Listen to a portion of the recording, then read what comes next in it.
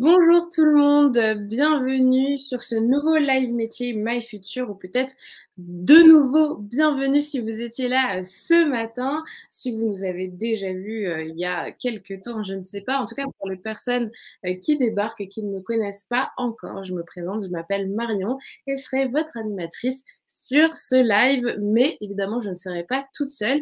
Et aujourd'hui, pour ce live, je serai accompagnée de Thierry. Alors, juste avant qu'on dise un grand coucou à Thierry et qu'on commence à aller dans le vif du sujet, je voulais juste vous dire que voilà, vous avez Marine qui sera, j'imagine, modératrice, ou alors peut-être que c'est Anaïs, je ne sais pas. En tout cas, vous avez des modés et des commentateurs dans le chat qui sont là pour vous aider par rapport à vos questions, vous rappeler certaines informations que vous auriez loupées ou pas comprises.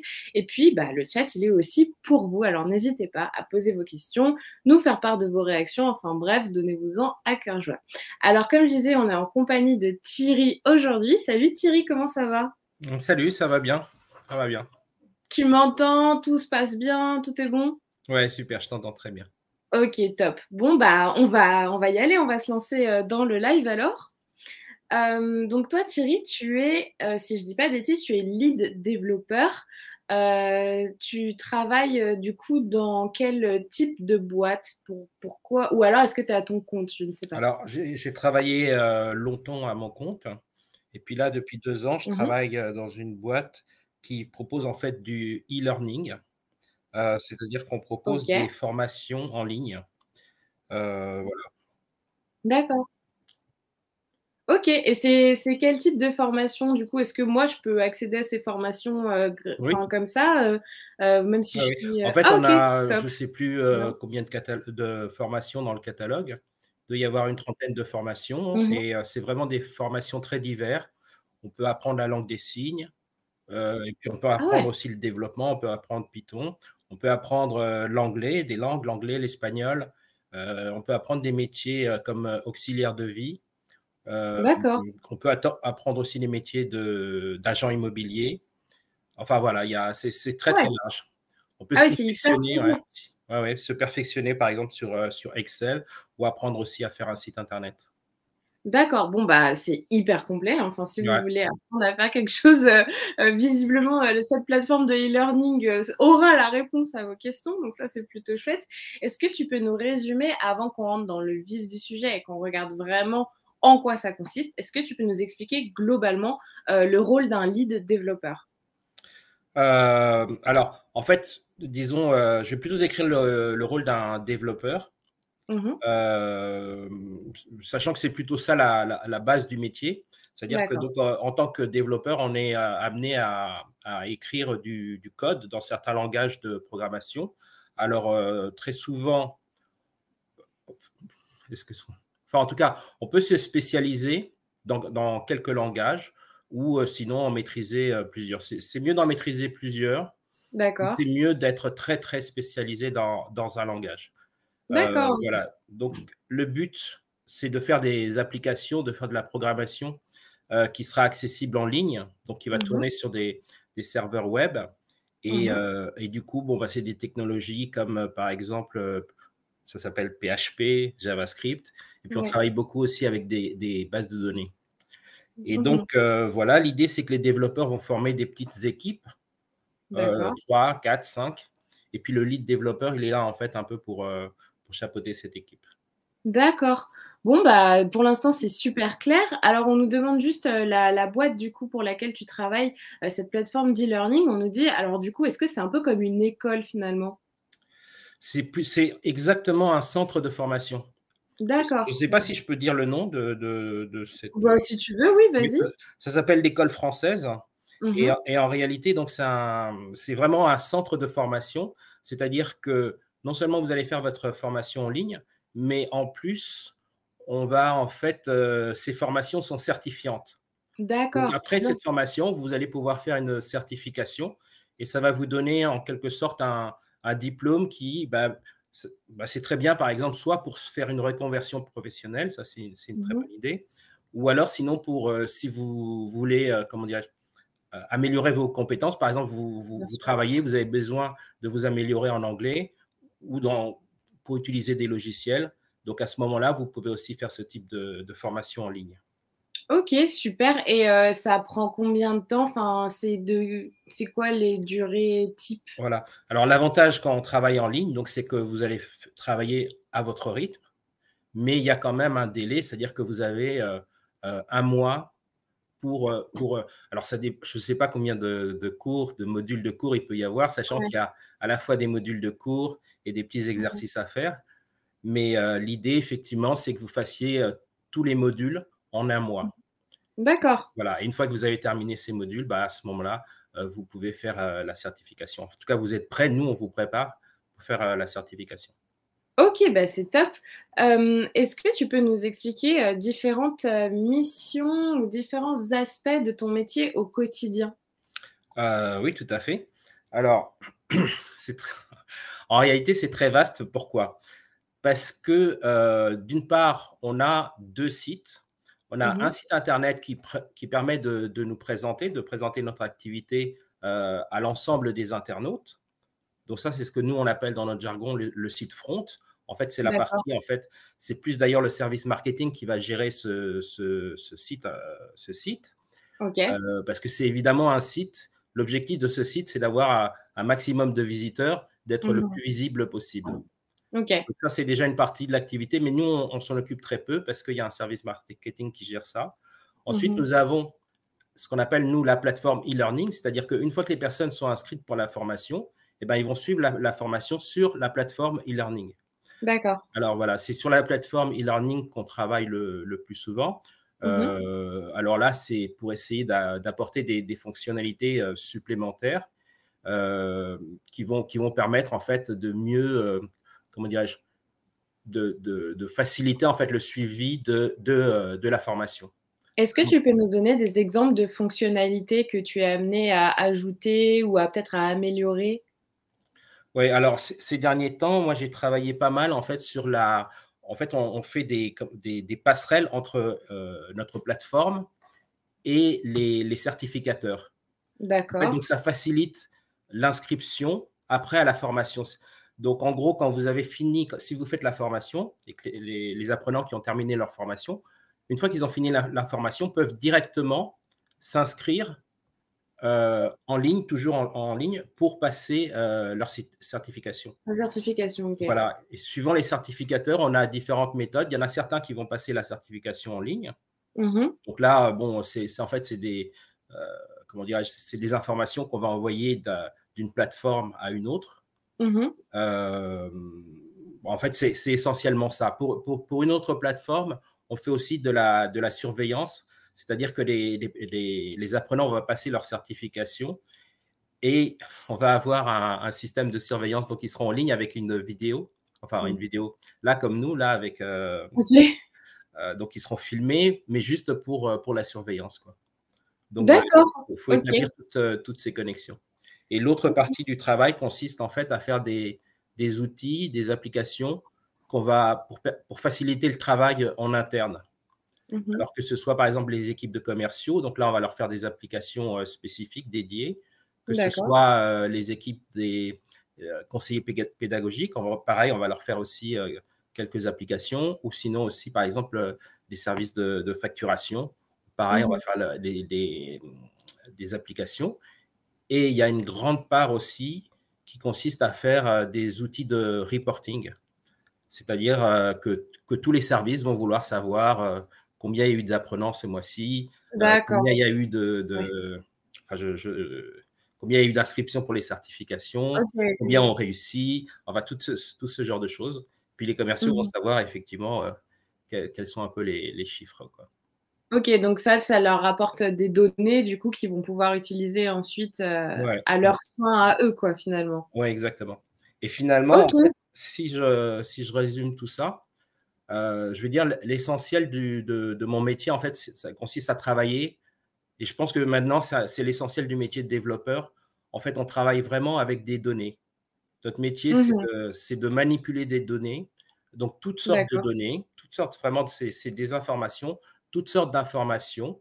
On va les stocker, s'en servir pour générer d'autres informations ou bien s'en servir pour faire des passerelles, donc les communiquer à d'autres plateformes ou d'autres sites. Mais c'est vraiment finalement le métier de développeur, c'est beaucoup, beaucoup de la manipulation de données. Et alors du coup, est-ce que tu peux nous expliquer la différence? Parce que maintenant tu parles de données, on sait qu'il y a beaucoup, de métiers comme data analyst qui commencent à émerger ou à avoir un peu le vent en poupe. Est-ce que tu peux nous expliquer du coup la différence entre un développeur qui va travailler avec beaucoup de données et un data analyst qui va aussi travailler avec des données, mais Ouais. pas pour la même chose? Ouais, ouais, l'avenir, c'est les données.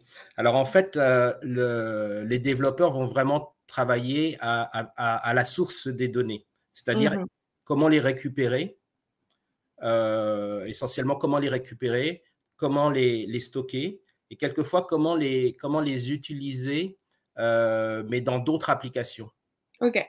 Par exemple, si je vais sur Facebook, en réalité, Mmh. il y a des données, il y a les données à la fois que les internautes ont mis en ligne, donc qu'ils ont pushé, quoi. Et puis, il y a les données aussi, quand vous allez sur Facebook, ce que vous voyez, c'est finalement des données qui sont en fait affichées au revenu. Donc, ça, c'est vraiment ce que j'appelle la base. Donc, c'est les développeurs qui vont faire ça, les D'accord. récupérer, les présenter, ce genre de choses. Mais toutes ces données aussi, elles sont stockées. Et à un moment donné, une fois qu'elles sont stockées, bah, on se dit, bah, tiens, on a tous ces données. Est-ce qu'on ne pourrait pas en faire quelque chose? Est-ce qu'elles ne peuvent pas nous donner des informations? Et c'est là Mmh. finalement où les data analystes vont venir parce que eux vont pouvoir, en gros, c'est un peu des sorciers parce qu'ils vont interpréter, OK. toutes ces données et ils vont leur donner une Un signification. sens, une Voilà, un sens signification. pour, OK, pour donc faire des ça avait les prévisions. développeurs arrivent d'abord et après, plus tard, on a les data Ouais. analysts, sur la timeline, c'est un peu, d'abord et ensuite. Ouais, c'est un peu, voilà, c'est un peu ça. D'abord, il y a eu les développeurs, ensuite, il y a eu les data analysts. Ils sont pas venus en OK, même temps. OK. Ils ont fait les choses, en fait. Alors on a déjà pas mal de questions, dans le chat. On nous demande: «Est-ce que tu apprends par cœur les codes ou le code, du coup?» Surtout pas, surtout pas. En fait, moi, je me suis rendu compte que ma mémoire est de moins en moins bonne. Pourquoi? Parce que D'accord. on apprend, enfin, je dis surtout pas, hein, vous pouvez apprendre par cœur, c'est toujours une bonne chose parce que c'est bien d'avoir de la mémoire. Mais en réalité, je me suis rendu compte que je fais tellement de recherches sur Internet, j'utilise D'accord. tellement Google que du coup, je m'habitue à ne rien retenir. Enfin, je fais plus d'efforts de retenir les choses par Ouais. cœur parce que je sais, et ça fait partie du travail, c'est un élément important, c'est que je sais comment retrouver l'information, Mmh. essentiellement en utilisant Google. Donc, D'accord. on regarde les manuels sans arrêt, moi 20 fois par jour, et puis même, soit c'est des choses que je finis par connaître par cœur parce que je les utilise souvent, mais je regarde aussi sans arrêt pour avoir la confirmation que ça s'utilise bien de cette manière-là. Et puis, on fait aussi beaucoup de copier-coller. D'accord. Donc, OK. faut pas s'inquiéter, Oui, c'est il y a pas pas du tout, besoin de en fait, on n'apprend rien par cœur, voilà. Enfin, un petit peu, Oui, mais c'est pas comme beaucoup. avant, on avait, les cartes, les boussoles, tout ça. Maintenant, on regarde notre téléphone, on marche et Voilà, on a pas besoin de exactement. retenir par cœur, où est-ce qu'on va. OK. Bon, Voilà. alors, Les c'est numéros de téléphone, pareil, on les a oui, appris. voilà, exactement. On n'a plus besoin de tout retenir, par cœur. On nous dit, du coup, c'est pas compliqué avec les règles de RGPD. Alors, il va falloir expliquer ce que c'est, RGPD, mais, voilà, on demande si c'est pas, trop compliqué. En fait, si, c'est compliqué. Je ne saurais pas expliquer parce enfin, il y a c'est pas tant les développeurs qui s'occupent de ça, mais on est quand même sensibilisés. Effectivement, Alors juste, pour rappel, pardon, excuse-moi, je te coupe, mais parce que tout le monde ne sait pas, donc RGPD, Règlement général sur la protection des données. Voilà, faut quand même voilà, juste l'expliquer. voilà, c'est ça. En Donc fait, en gros, moi, la manière de comment je simplifie la chose, c'est juste, je suis conscient chaque fois que je travaille, je ne peux pas faire n'importe quoi avec les données. En fait, c'est ce que je mmh disais en manière. Donc, on ne peut pas faire n'importe quoi avec des données, surtout lorsqu'il s'agit des données personnelles. Et les données personnelles, ça commence en fait à une adresse email. Une adresse email, c'est mh, déjà enfin, nous, personnellement, on n'en a pas beaucoup, mais mmh. déjà, une adresse email, c'est une donnée personnelle. Et puis, ça peut être aussi un numéro de carte bleue. Mais donc, en fait, en gros, c'est vraiment effectivement de faire attention. Donc, ça implique des règles de sécurité. Mmh. Ça implique aussi de vérifier à chaque fois si on veut faire quelque chose avec les données, est-ce qu'on a le droit ou pas de le faire. Donc ça doit prendre de plus en plus de place, j'imagine. Voilà, et ça, c'est un cadre, mais enfin, moi, je trouve ça bien, quoi. C'est Bah oui. bien qu'il y ait ça. C'est-à-dire que ça complique le travail parce que juste, on ne peut pas faire n'importe quoi et puis on doit assurer un certain niveau de sécurité. Donc, effectivement, ça complique le travail, mais c'est normal, c'est dans la règle du jeu. C'est bien que ce pour soit. la bonne cause, quoi. Oui, tout à fait. Et il faut Ok. en avoir conscience. Enfin, il faut savoir que voilà, c'est des choses importantes. Oui, bien sûr. Et j'imagine du coup que comme c'est des choses qui sont en perpétuelle évolution, même les technologies, les réglementations, j'imagine que tu dois rester quand même très au courant de ce qui se fait, de ces avancées-là, de ces nouveautés, non? Alors, très sincèrement, Non? non. Non, pourquoi? D'accord. Non, parce que en fait, c'est tellement vaste. En fait, en Ouais, gros, en tant que développeur, on doit déjà rester au courant et rester informé. Ça, c'est un élément très important de notre métier. C'est que ouais. les technologies aussi évoluent beaucoup, évoluent vite. Donc vraiment, on doit déjà rester au courant de l'évolution des technologies. Donc ça nous Bah voilà, donc c'est ça. Oui, ok. Ça nous oblige vraiment à faire une veille déjà sur les technologies. Après, il y a aussi dont tu me parles, moi je considère que c'est la partie juridique. Et ça, Ok. finalement, on ne peut pas tout faire, mais il y a d'autres personnes qui se spécialisent et c'est très bien. Et donc, voilà, Non, il faut oui, aussi savoir. en réalité, moi, je parlais plutôt de rester au courant des nouveautés technologiques de Ah, ok, bah, de écoute, la j'ai pas compris la technologie. question. Parce que, Ouais. parce que je Non, me non, suis dit, on est au un courant. développeur qui ne se tient pas au courant, ça doit être Non, compliqué. excuse-moi, j'ai pas compris la question. Donc, on se tient au courant on se tient au courant de l'évolution des technologies, mais par contre, ce qui évolue aussi, ce sont les réglementations évoluent. Par exemple, la RGPD, ça n'existait pas il y a quelques années. Et, Mhm. et donc, moi, je pensais que tu me parlais de ça. Mais je parlais des Euh, deux, en fait. voilà, bon, il faut. Ok. En tout cas, Donc, en fait, ça a répondu à ma question. deux Et, questions. et dans le chat, on nous demande pourquoi développeur, ça vient d'où le nom du métier? Bonne question. On pourrait dire les noms changent dans cette profession. On pourrait s'appeler des programmateurs, on pourrait s'appeler des codeurs, parce que c'est ce qu'on Mhm. fait. On fait du code, on fait de la programmation. Maintenant, on a appelé ça le développement, tout ce qui est la partie de création de logiciels. On dit on fait du développement, donc en fait, on crée des outils. Oui, tu Euh, développes quelque chose. voilà, on développe quelque chose. Voilà, donc je pense que le nom vient de là. Mais Ok. ça évolue, hein. Moi, je sais qu'à un moment donné, on disait numérique. Maintenant, on dit digital.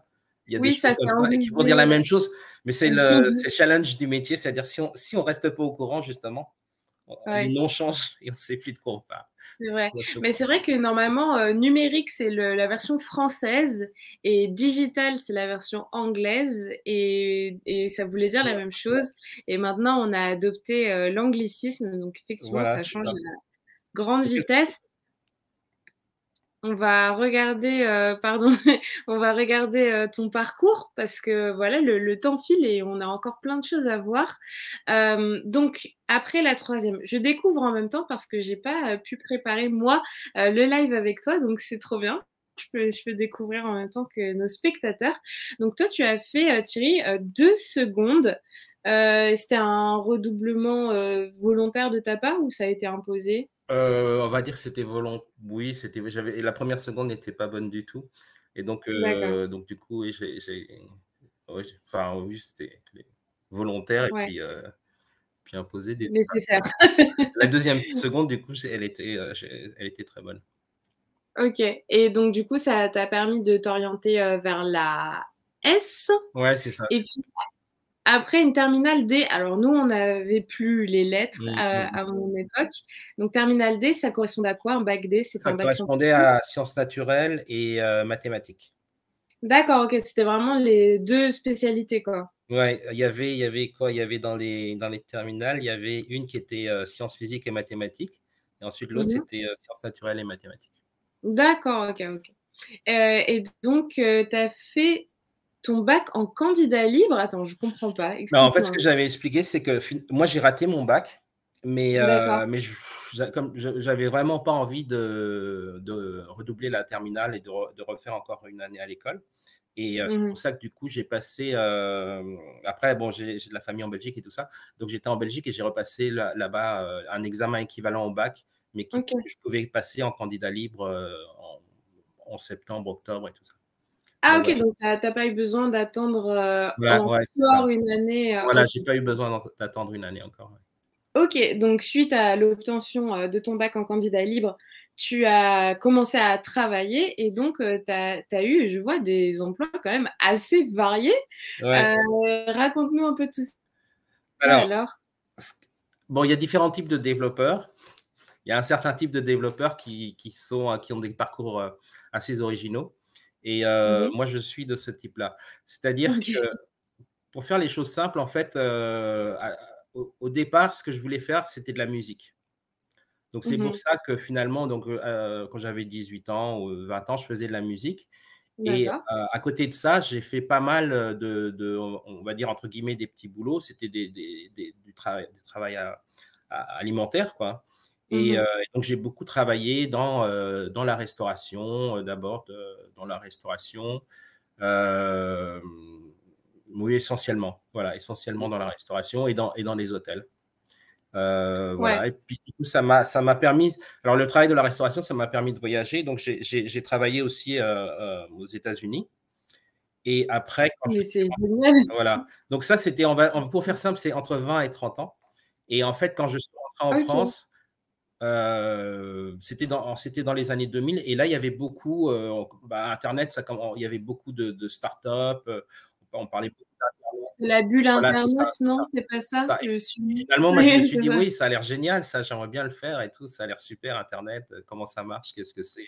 Ah ouais, c'est super». Mmh. Et donc c'est là où, bon, je la fais court, j'ai fait une formation. C'était une formation de chef de projet parce que je pensais justement moi, avant ça, je n'avais jamais touché un ordinateur. Donc D'accord, pour moi, OK. c'était pas pour moi, c'était tellement obscur. Je me disais: «Mais non, ça, le code, tout ça, waouh, c'est compliqué».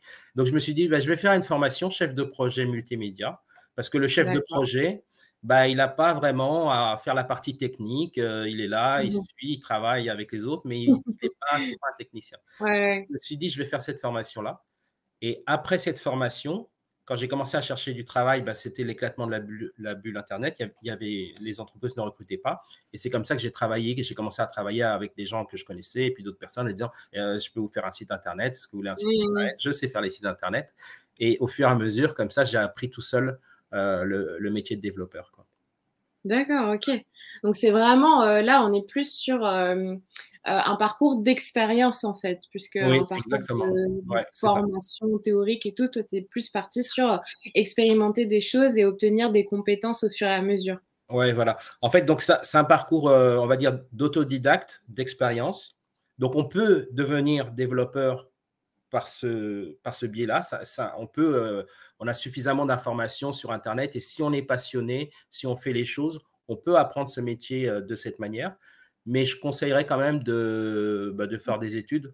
Pourquoi? Ouais. Parce que très sincèrement, le fait de faire des études, ça nous fait gagner énormément de temps.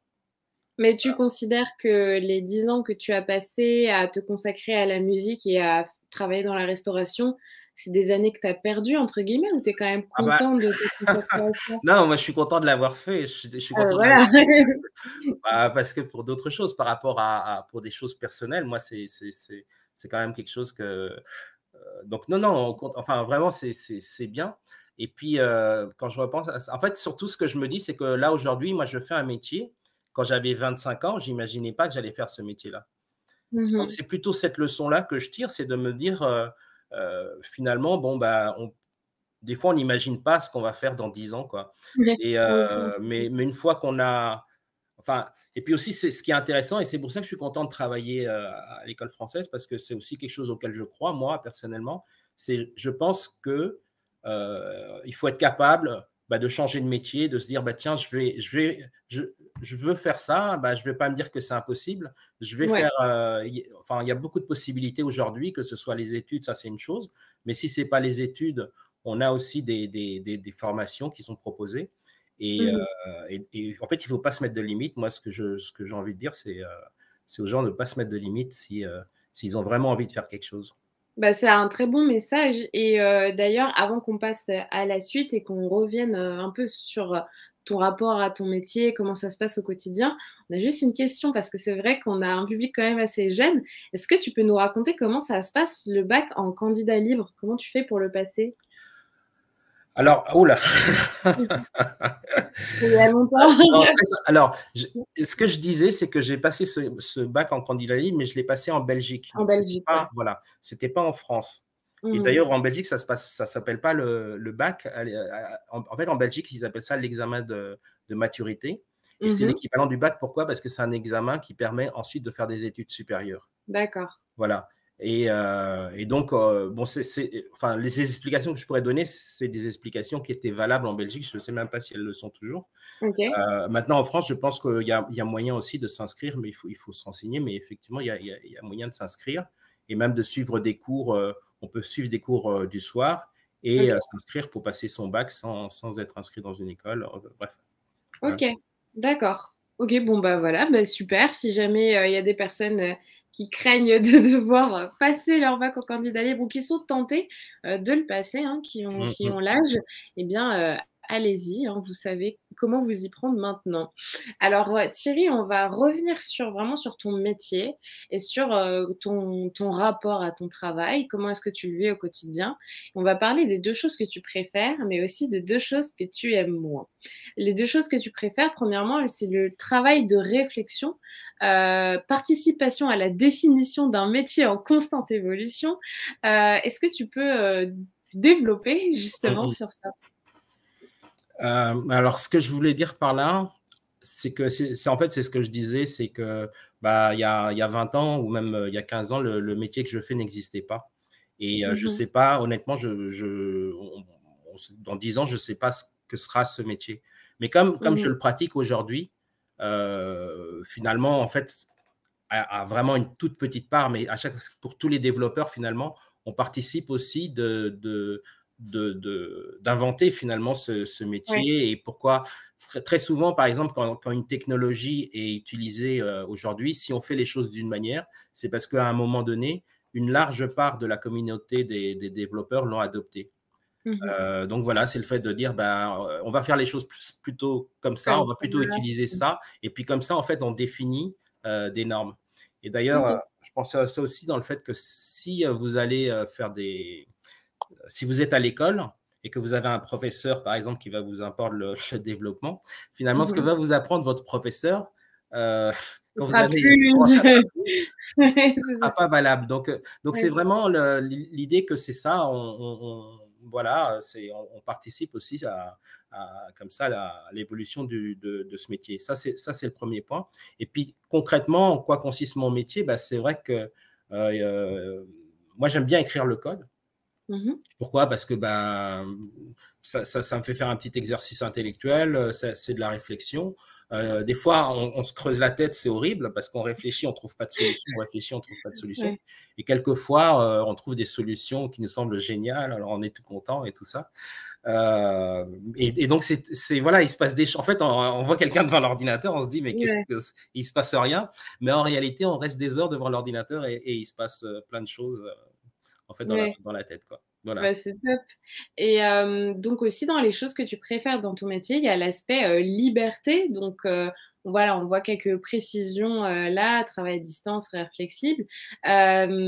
Ça change la donne d'avoir un métier qui te permet, d'être flexible comme ça ou d'être Oui, aussi moi, autonome? c'est quelque chose qui m'intéresse. Et puis, je pensais ne serait-ce que même à la partie présentation. Moi, j'ai travaillé dans les hôtels où on devait avoir un costume. J'ai même travaillé où je devais avoir un uniforme. Ah ouais, Et bon, et puis là, finalement, bon, il y a des métiers où on est en représentation. C'est normal qu'on ait. Enfin, il faut toujours faire attention à la tenue, hein, je suis pas en train de dire. mmh. Mais c'est vrai que le développeur, vous allez voir des gens avec des piercings, vous allez voir des gens avec des tatouages, machin, en t-shirt et tout ça. Bah, il y a quand même, c'est quand même une forme de liberté, quoi. OK et ça, c'est quelque chose que tu aimes bien, ton âme d'artiste aime bien, Moi, oui, cette je trouve ça cool, comme on dit. OK. Bah, c'est cool. Et donc, bah, forcément, on a parlé des choses que tu préfères. Alors, on va parler aussi de choses que tu aimes un petit peu moins. Premièrement, il y a le fait qu'il y a des périodes de stress liées à ce métier. Pourquoi ces périodes de stress? C'est quoi généralement? Waouh! Il peut y avoir effectivement des grosses, enfin des gros stress. Ça Mmh. arrive pas souvent, mais quand ça arrive, ça peut être des gros stress. Ça peut venir d'où? Bah, ça peut venir de panne. Ça peut venir de panne. Ça peut venir d'erreurs, d'erreurs techniques. Et puis, ça peut venir aussi, par exemple, sur des contraintes, sur des délais. Ouais. Heu, quelquefois, bon voilà, on va mettre quelque chose en ligne, il faut que ce soit mis là. Pourquoi? Parce qu'il y a un événement associé ou ce genre de Ouais. choses. Donc il y a quand même des moments, où on a des forts stress, enfin des gros stress pour pouvoir livrer dans les Dans temps. les temps. Voilà. Et Ou est-ce que alors ça préparer quelque chose qui tout d'un coup: «Oh mince, ça marche pas». ouais. Voilà, ce genre de Mmh choses. mh. Donc ça crée en fait, il faut bien gérer ça. Et au niveau justement, bah, du fait que tu sois flexible sur tes horaires, est-ce que c'est le genre de période où tu vas volontairement, peut-être faire des heures supplémentaires pour, arriver, à un Oui. résultat, ouais. Enfin, OK. moi, je vois la chose honnêtement, moi, je suis pas tranquille, je vais même pas dormir, hein, Ah parce ouais, que ouais, OK. ouais, non, non, mais moi, je suis au point où je vais pas dormir parce que ça va me travailler toute la nuit. Donc moi, OK. je peux rester longtemps parce que, tant que quelque chose n'est pas résolu, donc Mmh mh. si moi, franchement, ça m'est déjà arrivé de pas de travailler, ouais, 2 heures, 3 heures du matin. Ça m'est Ah ouais. arrivé une ou 2 fois, mais c'est des choses qui sont arrivées et je dis pas que ça arrive à tout le monde ni tous les Mmh jours, mh. mais c'est des choses qui peuvent arriver. Toi, tu as ce tempérament, voilà, de vouloir aller au bout du truc et Oui, de mais tout on réussir. est des fois, enfin, il y a des obligations, il y a des fois des Mmh choses mh. qui font qu'il faut répondre, quoi. Et donc du coup, bah, Ouais. moi, de toute façon, je considère que quand on dit que quelque chose est quand il y a la souplesse au niveau des horaires, c'est vraiment dans les 2 sens qu'il faut le prendre. Si on dit: «Il y a Ouais. la souplesse au niveau des horaires, donc j'en ferai le moins possible», pour moi, ça fait pas partie, ça marche pas comme Mmh ça. mh. Donc quand on dit: Mmh il mh. y a de la souplesse au niveau des horaires», il faut accepter que parfois, bah, si justement j'ai fini mon travail avant, quelque chose comme ça, je peux partir plus tôt. Mais quand il y a une urgence, quand il y a quelque chose à faire, ça veut dire aussi que je dois pouvoir travailler beaucoup plus même que ce qui est prévu parce que c'est nécessaire. OK. Et donc du coup, bah, tu nous en parlais, hein, tu disais que les périodes de stress, ça peut être lié à pour diverses raisons, dont, des erreurs et effectivement, dans les éléments que tu aimes moins dans ton métier, il y a aussi le fait que certaines erreurs puissent avoir parfois de grandes conséquences. Est-ce que tu peux nous donner aussi, un exemple de conséquences liées à une erreur? Bon, franchement, on n'aime pas beaucoup parler de ça. D'accord. OK. Non, on n'aime pas beaucoup parler de ça quand on fait du développement.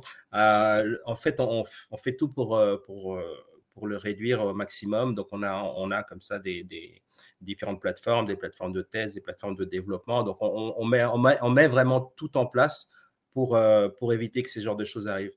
Mais Mmh. ceci dit, moi, comme ça fait plus de 15 ans que je fais ce métier, Tu as j'ai quand vu, même eu des moments où, dans mon apprentissage, et ça arrive dans l'apprentissage, et donc, il peut arriver de faire des erreurs. Et une dont je me suis souvenu, c'est qu'à un moment donné, sur une base de données où il y avait des milliers d'enregistrements, en voulant faire en écrivant un code pour mettre à jour, donc changer une ligne, en fait, j'ai changé l'ensemble de la base de données. Alors, ça a été un grand coup de flip, un grand coup de panique. Ah ouais, Et finalement, ça a pu s'arranger. Pourquoi? Parce qu'il y a des sauvegardes quotidiennes oui, des ouais, bases de voilà, données. c'est ce que je me disais. Voilà. Et donc finalement, j'ai pu récupérer la base de données à un À stade ancienne, ouais, ouais. ancien. Mais je pense qu'il y a quand même il y a quand même eu, ça a énormément limité la casse, mais il y a quand Ouais, même eu quelques quelques petits éléments dégâts. de perte. Donc ça, c'est les moments où on se sent seul. Où tu dois avoir, tu dois suer d'un coup, tu es genre: «Oh là là, qu'est-ce que j'ai fait?» Ouais, ouais. Je vois très, très Bon, bien, ouais. Ouais, ouais. quelquefois, ouais, voilà. Mais c'est des anecdotes, on va dire, c'est des anecdotes, Oui. les vieilles anecdotes. On nous demande aussi, bah, du coup, parce que tu nous as parlé des périodes un peu de feu, hein, un peu, voilà, où ça presse. Alors du coup, dans le chat, ça s'affole. On nous demande, est-ce qu'il y a aussi des périodes, bah, quand même calmes ou même des Non, moments oui, ce que de vraiment la ce que je veux dire, oui, faut que je le dis clairement, c'est en général des périodes calmes. D'accord, OK. On est à 99%, c'est des périodes calmes. Franchement, D'accord. franchement, on est à 99%, c'est des périodes calmes. Mais il peut y avoir, ça peut arriver, Des donc coups durs. exceptionnellement, très exceptionnellement, je veux dire, des périodes De rush, voilà, de de rush, de gros traits, mais c'est vraiment exceptionnel. Après, si on travaille dans des équipes où c'est sans arrêt des problèmes comme ça, si on est sans arrêt d'abord, on ne peut pas travailler. mmh. D'abord, je pense que humainement, c'est pas possible. Et puis surtout, ça veut vraiment dire qu'il y a un problème. Il y a un gros problème au niveau de l'équipe, au niveau de l'entreprise ou au Donc niveau ça du veut dire projet. qu'il faut que ça nous mette la puce à l'oreille s'il y a Ah, trop si c'est souvent tout, de oui, voilà. Il est hors mmh. de question dans ce métier que ce soit tout le temps le stress. Si c'est tout le temps le stress, bah, soit vous êtes dans la mauvaise entreprise, vaut mieux partir, soit vous travaillez. Enfin, mais Il y a un pas, problème en tout c'est cas. qu'il y a un problème, c'est pas du tout normal. Donc, ça peut D'accord. arriver que exceptionnellement, pourquoi? Parce qu'un serveur a craqué ou quelque chose comme ça, parce qu'il y a eu, ça peut arriver, ou alors des problèmes de sécurité. Il y a eu une phase, je sais pas, mais il y a eu des problèmes, même sur Facebook. Je me souviens, il y a eu une journée où, même sur des très gros sites, je Mmh pense mh. que tout le monde a dû entendre parler, il y a eu des fois des problèmes. Et quand ces problèmes-là se posent, bah, nous, on en parle aux informations. On se dit, Mmh. ouais, mais je peux vous assurer que derrière, les ingénieurs, les développeurs, eux, ils doivent être en pleine panique parce qu'en Ah plus, bah ils ne savent oui. pas combien de temps ça va durer. Donc, c'est Ouais, vraiment non, des choses bah, là, hein, si bah, en 10 ans, ça va peut-être se produire une fois, quelque chose, enfin, voilà, ce genre de mmh choses. mh. OK. Donc, il ne faut pas avoir de Donc soucis.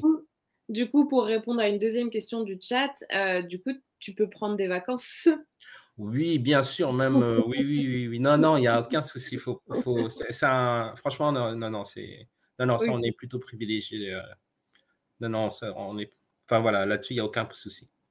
Bon, bah, c'est top. Ça a l'air de rassurer en tout cas, nos Ça, spectateurs, très bien, j'ai parce qu'on a le sens, voilà, de la mise en scène, de la dramaturgie, mais on ouais, ouais, on reste a dramatisé, on a vachement dramatisé parce que ça, c'est des voilà, choses faut très, très rares. On m'a demandé de raconter une anecdote, alors j'ai oui, oui, cherché mais tu et très bien fait. j'ai fini par trouver quelques trucs. OK et donc on va passer, bah, aux clichés avant de regarder la carte d'identité de ton métier.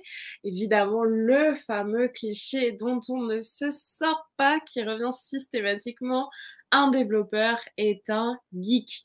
Qu'est-ce Ouais, que tu as à répondre à ça? alors je vais dire, on dit que c'est un cliché, mais pour moi, c'est un cliché. Alors c'est vrai qu'il y a Ouais. certains développeurs qui sont des geeks, mais pour moi, c'est même un très mauvais cliché et pourquoi? Parce que d'une part, alors je vais essayer de reprendre les choses dans l'ordre. Personnellement, moi, je suis pas du tout un geek, donc il y a des OK. développeurs qui sont pas des geeks et moi, j'aime beaucoup le développement, je suis développeur et je ne suis pas du tout geek. Ça, c'est la première chose et puis, l'autre chose aussi, c'est que ça crée des préjugés. Alors, je pense que ça crée des préjugés aussi bien au niveau du choix justement du métier ou de la formation. Je pense notamment que beaucoup de filles, par exemple, vont dire bah non, je ne vais pas faire ce métier parce que c'est un métier de Mmh mh. geek. Moi, je suis pas une geek ou même aussi des garçons qui vont se dire bah, moi, je ne suis pas du tout un geek, je ne vais pas faire ce métier. Donc, Ouais. ça, c'est vraiment la première erreur. Donc, enfin, voilà, il ne faut pas être Mmh, un mmh, geek pour faire du mmh. développement. Ça, c'est la première chose. Et puis après, moi d'expérience, alors il y a pas mal de geeks dans ce métier, effectivement. Et honnêtement, je me suis rendu compte que c'était pas. Souvent, on pense que c'est parce qu'on est un geek qu'on va faire un bon développeur. Ouais, De mon point de vue, c'est pas les geeks qui font les meilleurs développeurs, meilleur justement, développeur. peut-être parce qu'ils sont trop centrés sur leur Dans truc. ouais. Ils Mmh mh. sont pas forcément des bons communicants et tout Mmh, ça. mmh mh. Donc voilà, c'est un cliché, mais faut pas le croire, quoi. Faut pas D'accord le croire. et toi, tu dirais justement que ça peut peut-être, être une, valeur ajoutée d'avoir des hobbies à l'extérieur, de faire d'autres choses, je sais pas moi, de faire du sport, de faire de la musique? Est-ce que tu Bah, dirais que ça t'aide à te développer, personnellement et oui, très sincèrement, oui, c'est très important. Bah, déjà parce qu'on est si on reste tout le temps devant un ordinateur, je pense que c'est bien de faire du sport, déjà pour soi, pour son corps, être un peu détendu et tout ça. Ça, Mmh. c'est la première chose et puis aussi, je pense que, si vous voulez être créatif, par exemple, vous pouvez être développeur en vous disant: «Ben moi, un jour, je vais inventer quelque chose». Personnellement, moi, si j'ai fait du développement, c'est aussi parce que je me disais, bah, j'ai envie d'inventer des choses, de créer des D'inventer quelque choses. chose. Donc, je pense que là, c'est bien aussi, par exemple, quelqu'un qui fait du sport, c'est peut-être en faisant du sport qu'il va trouver une idée de dire, tiens, bah, je pourrais créer ça. En fait, les idées, je pense qu'elles vont venir pas quand on est devant l'ordinateur, mais, mais par rapport à sa passion. Par exemple, on a une passion, on va se dire, tiens, bah, je vais créer un site qui permettra aux passionnés de faire ceci ou de faire cela. Et donc, pour moi, c'est vraiment un plus, effectivement, de ne pas rester dans la techno, de pas être fermé dans la techno. D'avoir, voilà, de De divers… s'intéresser à d'autres choses, c'est important. Ok.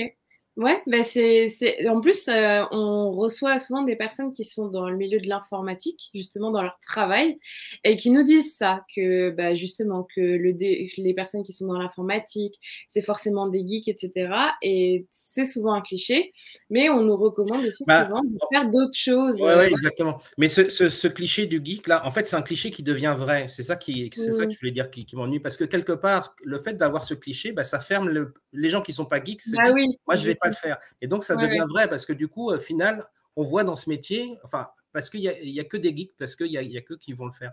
Ouais, c'est ça. Il faut Voilà. que Faut les pas que gens ça qui ne ferme. le sont pas Voilà. se sentent autorisés à faire ce métier-là Ouais. aussi. Et donc, le cliché devient la réalité. Et c'est pour ça que je dis, bah, vaut mieux éviter. Je vois. Bon, on va regarder la carte d'identité de ton métier. La carte d'identité, c'est quoi? C'est des questions très pratiques, très pragmatiques sur le quotidien de ton métier et tu essayes d'y répondre de questions, tu essayes d'y répondre de façon, pardon, pragmatique aussi. Donc les horaires, on a déjà vu, enfin, on a déjà vu une partie. Juste une journée typique, ça va être quoi pour toi, généralement? Là, en ce moment, une journée typique, ça va être que je vais arriver au travail vers 9h30 Mmh. ou 10h, donc il y a quand même une petite plage. Mais par contre, à 10h, on a une réunion d'équipe, une réunion quotidienne avec les autres développeurs où on OK. va dire, on va faire en fait le point un peu chacun va faire le point sur ce qu'il a fait la veille, ce qu'il va faire aujourd'hui, s'il rencontre des problèmes. On fait en sorte que cette réunion soit courte. Ensuite, bah, je vais. Alors, moi, je suis pas un grand fan des réunions. Il y a des gens qui font pas mal de réunions. Je suis vraiment pas un grand fan des réunions. Donc après, bah, je vais regarder mes mails, essayer de répondre, voir s'il y a des trucs. En fait, en gros, je vais traiter mes mails. Une fois que ça c'est fait, je vais me mettre bah, ce que j'ai prévu, donc c'est-à-dire faire du code. Mmh. Voilà, on fait une pause d'1 heure pour le déjeuner. Et ensuite, alors, c'est pas tous les jours, mais on a aussi quelques réunions qui peuvent être planifiées, des réunions d'équipe, diverses réunions d'équipe, et puis du code, quoi. En fait, en gros, c'est… Généralement, tu fais ça, pardon, mais tu fais ta journée jusqu'à quelle heure? Moi, en général, bah, comme je commence vers 10h, je termine vers 19h. OK, Ouais, voilà, d'accord. c'est ça. C'est que… Et toi, t'es cadre? Tu as un statut de cadre? Oui, j'ai un statut cadre. Du coup, tu peux faire, les horaires, enfin, tu peux commencer à l'horaire que tu veux tant que tu fais, On le dit bon ça, mais horaire. ça, mais vaut mieux. Enfin, il Faut faut. être là Voilà, pour en la général, réunion on du matin, travaille quoi. plus. Ouais. Quand on dit ça, quand on dit vous êtes libre de vos horaires, ça veut dire que tu vas faire plus d'heures, quoi. Enfin, en général, c'est bon. OK, d'accord. Voilà, OK. ouais. Donc toi, ton environnement de travail principal, j'imagine que c'est devant un ordinateur. Est-ce que c'est au Ah, bureau ou est-ce que pardon, tu oui, j'ai fais oublié de dire des… quelque chose par rapport à quand j'ai Ouais. expliqué ma journée, c'est-à-dire que on a aussi, en fait, on a 2 jours de télétravail. Oui, voilà, OK, Donc, dans c'était les ma jours question. là, par exemple, aujourd'hui, c'est une journée de télétravail pour moi. Donc, dans les jours de télétravail, ben, on se connecte sur Meet pour faire les réunions. Et puis, bon, ben, moi, c'est un peu plus cool parce que, du coup, si j'ai par exemple quelque chose à faire, je peux m'absenter dans le courant de la journée. Mais en fait, après, moi, Tu vas compenser ouais, après. je vais compenser un peu. OK. C'est un peu l'idée, quoi. Mais voilà. Donc, tu me disais aussi que les développeurs, ils travaillent souvent par petites équipes. Toi, en tant que lead développeur, est-ce que tu travailles plutôt solo ou plutôt en équipe en ce Ouais. moment? Alors ça, c'est une organisation. Nous, on a une organisation un peu spécifique parce qu'on ne travaille pas vraiment sur un gros projet. Ce qui fait qu'en fait, on a plutôt, on s'est partagé. En fait, on s'est partagé les tâches. Donc, on est une équipe, mais on travaille chacun sur une tâche, quoi. D'accord. Voilà. Et comment tu définirais le relationnel dans ton équipe? Si tu devais donner des adjectifs, tu dirais quoi? Je dirais que je comprends pas très bien la question. Bah, je sais pas, est-ce que c'est travailleur? Est-ce que c'est complice? Est-ce que En parlant c'est de l'équipe, ouais, moi, je dirais sympathique, OK. complice, je dirais, intéressant, OK. ouais, travailleur aussi. Mais, Cool. ouais, c'est une équipe enfin, l'élément que je garderais, c'est intéressant parce que c'est des gens, différents et mais quand même bien orientés vers le développement et ce qui est intéressant aussi, c'est que quand on a des équipes comme ça avec, moi je trouve, des profils, assez différents, c'est que finalement chacun apporte, une Ouais, tout le expérience, monde, voilà mmh. et du coup ça forme quelque chose que moi je trouve intéressant. Top. Du coup, j'imagine, hein, je connais déjà la réponse, mais je pose quand même la question. Est-ce que tu es amené à parler des langues étrangères dans ton métier? Ah oui, complètement, ouais. Enfin, à parler peut-être pas, mais Oui, tous les jours, je fais de l'anglais, oui, voilà, pas c'est tous les toujours jours. la même chose. Ouais, oui, mais enfin, il faut faire, bah, l'anglais, c'est vraiment le langage de la programmation pour Mmh mh. plein de raisons parce que enfin, déjà, la programmation, c'est en anglais, souvent. Mmh Enfin, même pas oui, souvent, je vais dire souvent. mh. Hem et puis après, moi, je me forme aussi Mmh. beaucoup, bah, sur des livres que je lis en anglais ou sur des sites aussi, heu, en anglais et Ou puis sur la plateforme de e-learning pour laquelle tu travailles. oui, mais là, oui, mais j'ai pas fait encore la formation anglais, mais Ah, bah, alors, il faut je devrais la commencer. OK. Niveau perfectionnement, je devrais faire. Et est-ce que de façon générale, tu dirais que le domaine, voilà, du développement, de l'informatique et cetera, c'est toujours un avantage de maîtriser des langues étrangères? Non, je vais pas non, si, bien sûr, c'est un plus, c'est un petit plus de c'est un plus de maîtriser l'anglais, ouais. Mais Mais c'est c'est pas pas nécessaire d'être bon indispensable? en langue, c'est ça que je veux dire. C'est pas Mmh nécessaire mh. d'être bon dans les langues étrangères.